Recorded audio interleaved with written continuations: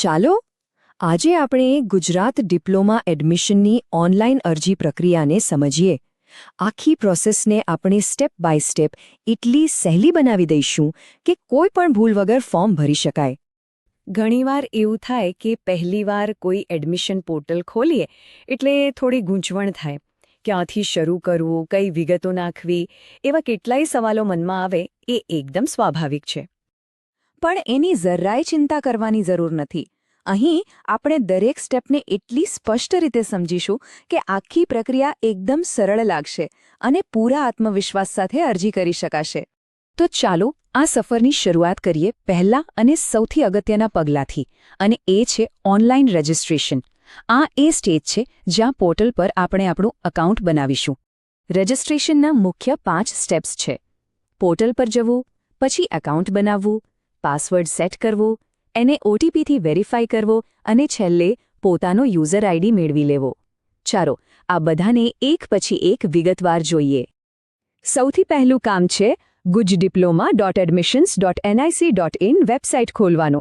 ત્યાં તમને fresh candidate registration લખેલું એક બટન દેખાશે. બસ આપણે શરૂઆત ત્યાંથી જ થશે. અહીંયા એક વાત ખાસ યાદ રાખવાની છે. જે પણ વિગતો ભરો એ બધી જ ધોરણ 10ની માર્કશીટ પ્રમાણે જ હોવી જોઈએ. એક અક્ષર પણ આમ તેમ નહીં. અને હા, એક પ્રો ટિપ, મોબાઈલ નંબર અને ઈમેલ એડ્રેસ એવું જ આપવું જે આખી એડમિશન પ્રોસેસ દરમિયાન ચાલુ રહે અને તમારી પાસે જ રહે. હવે આવે છે પાસવર્ડ બનાવવાનો વારો. પાસવર્ડ માટેના નિયમો સીધા સાદા છે. એ 8 થી 13 અક્ષરનો હોવો જોઈએ અને એમાં એક કેપિટલ લેટર, એક સ્મોલ લેટર, એક નંબર અને એક સ્પેશિયલ કેરેક્ટર હોવું જરૂરી છે. આ નિયમ પ્રમાણે બનાવશો તો એક જ વારમાં કામ પતી જશે. બધી વિગતો ભરીને સબમિટ કરશો એટલે તરત જ તમારા રજિસ્ટર કરેલા મોબાઈલ નંબર પર એક વન ટાઈમ પાસવર્ડ એટલે કે ઓટીપી આવશે. એને અહીં એન્ટર કરતાં જ તમારું એકાઉન્ટ વેરીફાઈ થઈ જશે. આ એક જરૂરી સિક્યોરિટી સ્ટેપ છે. અને બસ રજિસ્ટ્રેશન પૂરું. હવે સ્ક્રીન પર જે યુઝર આઈડી દેખાય છે એને ખાસ સાચવીને ક્યાંક લખી લેવો, કારણ કે આખા એડમિશન પોર્ટલમાં લોગિન કરવા માટે આ જ તમારી ચાવી છે. ચાલો રજિસ્ટ્રેશન તો થઈ ગયું. હવે આગળ વધીએ પ્રોફાઇલ બનાવવા તરફ.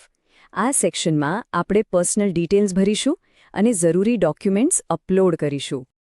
અહીંયા સૌથી પહેલાં પર્સનલ ડિટેલ્સ ભરવાની છે, જેમ કે નામ, જન્મ તારીખ, જેન્ડર. આ બધી મૂળભૂત માહિતી છે અને આ ફોર્મ ભરવું એકદમ સહેલું છે. હવે આવે છે ડોક્યુમેન્ટ અપલોડ કરવાનો વારો. અહીં એક નાની પણ ખૂબ જ કામની વાત. અપલોડ કરતા પહેલાં વેબસાઇટ પર આપેલી સૂચનાઓ ખાસ વાંચી લેવી. દરેક ડોક્યુમેન્ટની સાઇઝ અને ફોર્મેટ એ પ્રમાણે જ હોવા જોઈએ, જેથી અપલોડ કરતી વખતે કોઈ એરર ના આવે. લાઇવ ફોટો માટેની પ્રોસેસ તો ખરેખર બહુ જ સ્માર્ટ છે. સિસ્ટમ પોતે જ એક QR કોડ જનરેટ કરશે. બસ આ કોડને પોતાના મોબાઈલથી સ્કેન કરવાનો છે. જેવો QR કોડ સ્કેન કરશો તરત જ તમારા ફોનનો કેમેરો ખુલી જશે. હવે તમે ત્યાં જ નવો ફોટો પાડી શકો છો અથવા તો ફોનની ગેલેરીમાંથી કોઈ સારો ફોટો પસંદ પણ કરી શકો છો. બધા ડોક્યુમેન્ટ્સ અપલોડ થઈ જાય પછીનું આ સ્ટેપ ખૂબ જ જરૂરી છે. દરેક ડોક્યુમેન્ટની સામે આપેલા સેલ્ફ વેરીફાઈ ચેક બોક્સ પર ક્લિક કરવાનું ભૂલતા નહીં.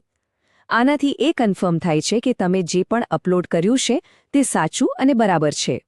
ઓકે, પ્રોફાઇલ પણ તૈયાર છે. હવે આવે છે આખી પ્રોસેસનો સૌથી મુખ્ય ભાગ, એપ્લિકેશન ફોર્મ ભરવાનું. અહીંયા બધી શૈક્ષણિક વિગતો અને બીજી જરૂરી માહિતી ભરવાની છે. ડેશબોર્ડ પર સૌથી પહેલાં એ ધ્યાનથી પસંદ કરવાનું છે કે કયા એડમિશન પ્રોગ્રામ માટે અરજી કરવી છે, જેમ કે SSC પછી ફર્સ્ટ યર ડિપ્લોમા કે પછી ITI/TEB પછી સેકન્ડ યર. હવે આ સ્ટેપ માટે તમારી ધોરણ 10ની માર્કશીટ હાથવગી રાખજો.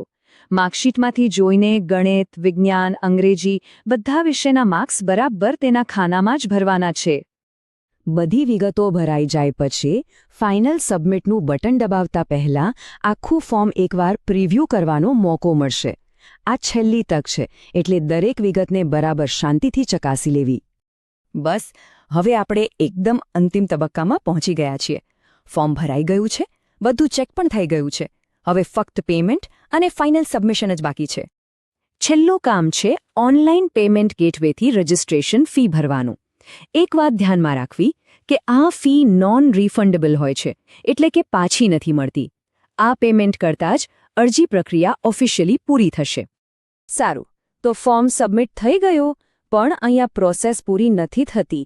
હવે આગળ વેરિફિકેશનનો તબક્કો આવે છે. ચાલો ટૂંકમાં સમજી લઈએ કે એમાં શું હોય છે. હવે જો ક્યારેક સબમિશન પછી ડિસ્ક્રિપન્સી એવો મેસેજ દેખાય તો સહેજ પણ ગભરાવાની જરૂર નથી.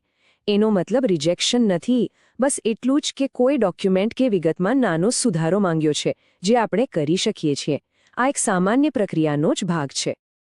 તો બસ અરજી હવે સબમિટ થઈ ચૂકી છે.